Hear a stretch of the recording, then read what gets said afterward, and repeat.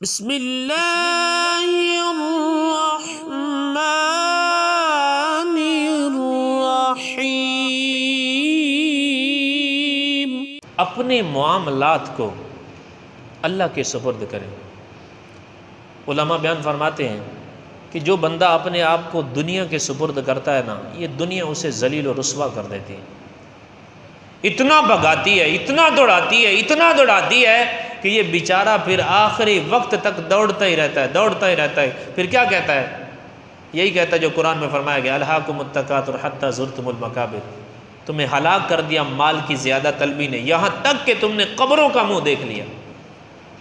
تو جب بندہ اپنی ساری کوششیں کرنے کے بعد، ساری محنت کرنے کے بعد کیا کہتا ہے؟ وَأُفَوِّضُ أَمْرِي إِلَى اللَّهِ، مولا تیرے سپرد ہے، تو جانتے تیرے کم جان، میرے جو ذمہ آ میں کر دیتا، ان کامیابی ملنی یا ناکامی ملنی یہ تیرا فضل ہے، میری طاقت نہیں ہے۔ میں ایک آپ کو بڑا پیارا واقعہ سناتا ہوں۔ مولانا روم رحمۃ اللہ تعالی علیہ، آپ نے اپنی مثنوی میں نا ایک واقعہ لکھا ہے کہ ایک بندہ تھا فلسفی، تو وہ کسی جگہ سے گزر رہا تھا، تو اس نے نا قرآن کی تلاوت سنی، سورہ ملک کی آخری آیت، قُلْ أَرَأَيْتُم مِّنْ أَصْبَحَ مَاؤُكُمْ غَوْرٌ فَمَن يَأْتِيكُم بِمَاءٍ مَّعِينٍ، جس کا معنی یہ سرکار اللہ نے فرمایا آپ ہی فرمائیں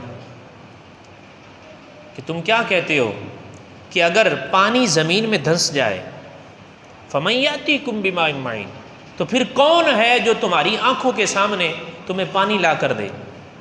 اللہ نے فرمایا، وہ فلسفی جو انہیں قرآن پاک دی آیت سننے نہ کہ تو کام ہی کوئی نہیں، میں تو اتنے علوم سکھے نے، فلاں سائنس سکھا، فلاں سکھا، ٹھیک ہے اللہ نہ دے آپ موٹر کر سا بور چک سا جناب تھلو پانی کاٹ لے سا، یہ کوئی کم اوکھا ہے؟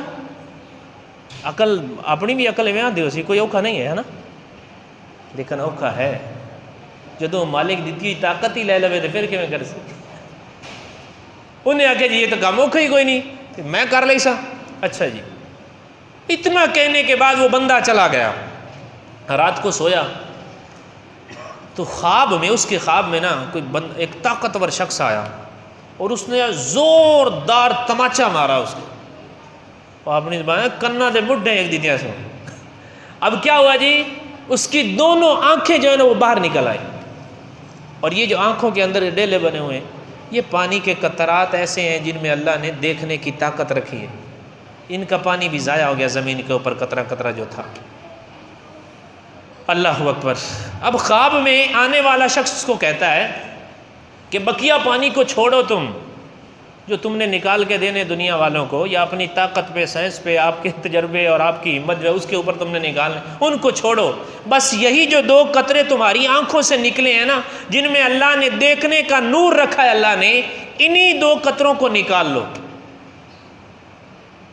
بقیہ کو بھی رہنے دو، انہی دو قطروں کو جو خشک کہہ گئے نا انہی کو نکال لو۔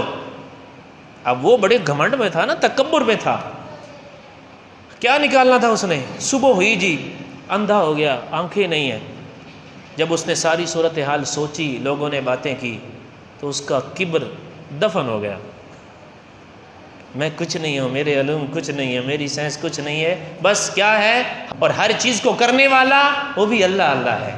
تو محترم اور محتشم عاشقان رسول، بعض اوقات ایسا ہوتا ہے، ہم میں سے بھی کئی ایسے ہوں گے کہ جو سمجھتے ہوں گے تو میں یہ کر لوں گا، وہ کر لوں، کچھ بھی نہیں ہوں، میں ہی نہیں ہوں یار، میرے رب نے مجھے بنایا ہے، اس کی عطا ہے، تو مسلمان کا یہ شیوا ہے۔ میرے آقا کی زندگی دیکھ لیں، صحابہ کا عمل دیکھ لیں، حضرت جزئیل رحمۃ اللہ تعالی علیہ کا واقعہ دیکھیں، قرآنی واقعہ یہ، تو آپ نے کیا فرمایا؟ تو بعض اوقات بندہ اپنی عقل کے مطابق وہ سوچتا ہے کہ شاید میں یہ کر لوں گا تو یہ ہو جائے گا۔ آپ محنت کریں، اپنی محنت سے کوئی نہیں روکتا، محنت کریں اپنی، لیکن جو بات اللہ کے فیصلے میں ہے وہ آپ کو مل کر رہے گی۔